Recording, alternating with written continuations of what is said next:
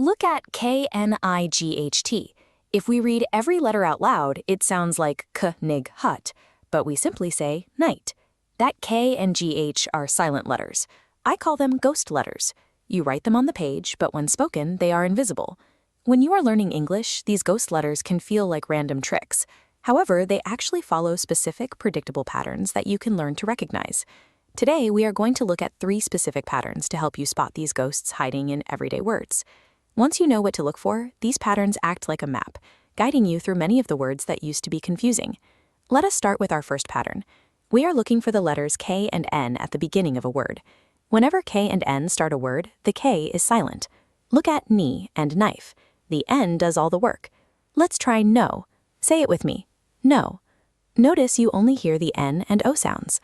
Now for our second pattern. We are shifting our focus to the end of words, specifically looking at the letters M and B. When M and B pair at a word's end, the M takes over and the B sleeps. In comb and lamb, the B makes no sound. Say thumb with me. Feel how your lips stop on the M. Thumb. Position is the key here.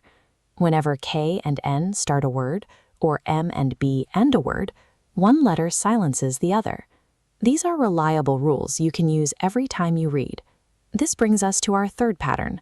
We are going back to the word start, this time looking for the letters W and R. When W comes before R at the start of a word, the W is silent. In right and wrong, the R carries the sound. Point to your wrist and say it with me. Wrist. The W is totally quiet. Let's look at all 3 patterns together. KN at the beginning, MB at the end, and WR at the beginning. By recognizing these 3 specific combinations, you can now correctly pronounce dozens of the most common words in the English language. You might be wondering why we bother writing these letters at all if we never say them. Centuries ago, people actually pronounced every single letter. A word like night was spoken with heavy, clunky consonants that sounded very different from the way we speak today. This image shows a handwritten Old English text.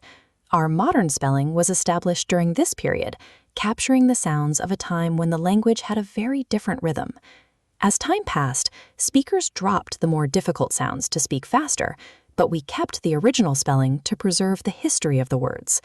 These letters also act as visual codes that help us tell words apart.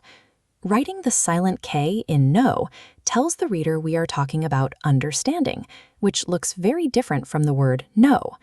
These silent letters are historical markers that protect the specific meaning and the long story of each word. Let's try a challenge round. You can use what you just learned to hunt for a ghost letter in a new word. Here is your word. Can you find the silent letter before the timer runs out? The silent letter is B. This follows our second pattern. When M and B are together at the end of a word, the B stays quiet. We say num. Every single time you write a silent letter, you are connecting to thousands of years of language history.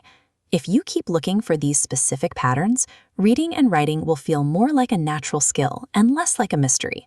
See you next time.